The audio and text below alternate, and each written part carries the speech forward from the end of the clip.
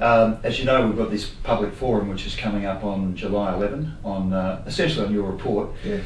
And it's obviously crucial, I think, that we get as much public debate about your report and really about some of the broader transport issues for Melbourne and for Victoria as a whole. And I know it's now been a few months since you released the report. It was a great report. I think it stimulated community debate. Yes, we've had plenty of feedback, which was one of the great things about the exercise. I think when I delivered the report to you, you were quite clear that you wanted to set aside a period for the community, the broader community, to have their say, and that's happening, and that's a great thing. I know we've obviously had a lot of feedback in the office as well, and you know, on Talkback Radio and so on. And I think it's been really valuable to have this period of public dialogue through to mid-July.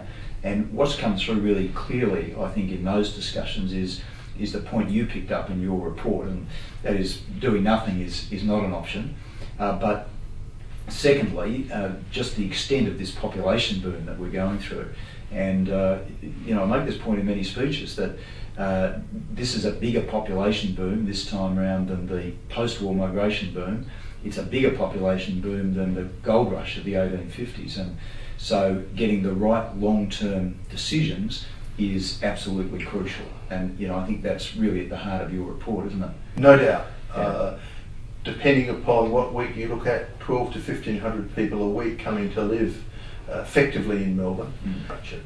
One of the things I was clear about in my report was that I've looked at a particular transport challenge through the East-West corridor, but I know that you as Premier and your Cabinet have got to balance the needs through that corridor with other transport needs and in fact other infrastructure needs in the state and the city. So, you know, it's the beginning of the debate, not the end of it, and I think the chance for people to have their say has been critical.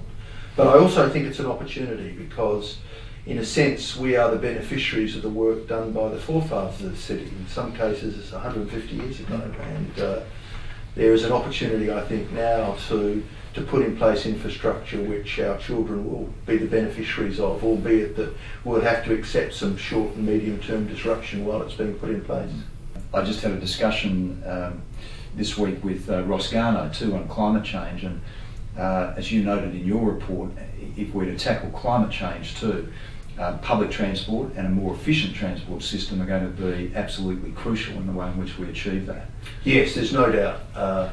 Decisions taken today are decisions that are taken, will be taken in a carbon-constrained world.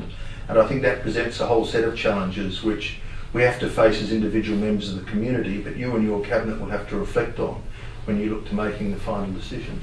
And you're right, public transport's being used now in a way which was never anticipated in many cases. Whether it's because of the price of petrol or concerns about carbon generally or congestion. People are moving across to public transport, and that's a terrific thing in so many ways, but it means there has to be investment in the infrastructure that supports public transport, whether it's rail, heavy or light, all roads, because buses after all are a critical piece of the public transport jigsaw. And people, in a sense, if we present them with real options to use their car for, say, getting to and from work, they'll take them. Yeah. But the journey's got to be an appropriate one. Yeah.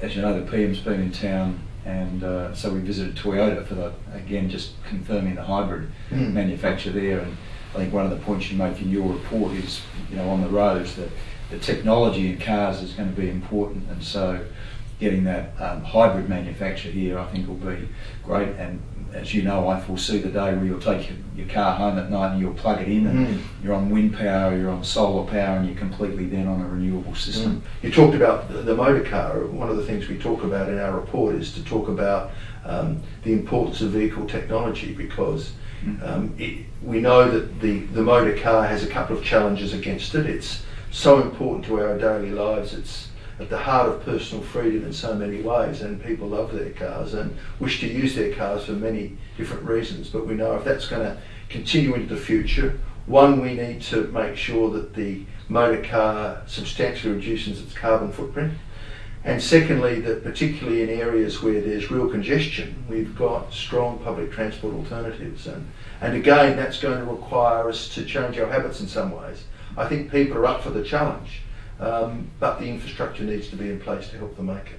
I agree with that. And I thought one of the great things in your report too was wasn't just about cars and just about public transport, the walking tracks and the bike tracks.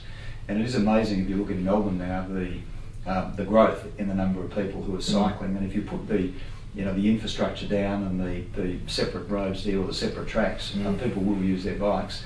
And if they're coming from those inner and middle suburbs, they're coming in many places. They're coming in quicker than they could come by public transport or cars. So I thought that was a very strong part of the report. Yes, it's one of the things that was clear to me through the journey with the team putting the report together, was that there are a lot of people who will cycle to work. It's good for personal fitness, it substantially lowers the carbon signature, and we've got a city which in a sense facilitates that, I think. We've got some wonderful cycle paths, we need more, and they need to be linked up. One of the things the report speaks about is a need to create more links, but more than 10% of the people who come into the CBD in the morning now come in a sense, or vehicles on the road at least, are bikes. Yeah, so that's one of the big things, isn't it? And putting aside what aspects of your report we finally embrace, could be the whole report, could be part of the report, as you know. But the key thing here really is that I think the point you made before about looking at the longer term and getting that right, and getting that right for future generations, isn't it? And yes. Yeah, there's no doubt that in a sense governments are charged with thinking into the future as well as solving the problems of today, and that's what previous generations have done, and we're the beneficiaries of that. If you think on the transport front, a lot of the heavy rail and the tram infrastructure, and more recently some of the key pieces to the road network, were put in place by governments that were looking to solve tomorrow's problems as well as today's, and this is an opportunity, I think, for you and your cabinet to do the same. Now you won't be surprised to know that the process we've set up, we're getting a lot of ideas on how to spend money. Yeah, you usually do in my experience. And so your report is there, and then of course you are focused very much on east, west and river crossing, and there's been a lot of other proposals about other things that we might do, and outer ring roads, and of course the regions too, what we do in Geelong and Bendigo and Ballarat and Latrobe Valley. So it's you've given us, I think, a fantastic foundation really on which to build and to make judgments going forward. Now we've got to put all of the pieces together and build the whole mosaic and really get the right plan in place for the next 25, 30 years. Yes, I mean, I looked at a particular piece of the jigsaw, and clearly you need to reflect on the jigsaw in its entirety. And there were transport challenges that I saw and recognised as I went looking around the east-west corridor, which were broader than that, and clearly people have needs and will have their say around that, and at the end of the day it'll be for you to strike the right balance.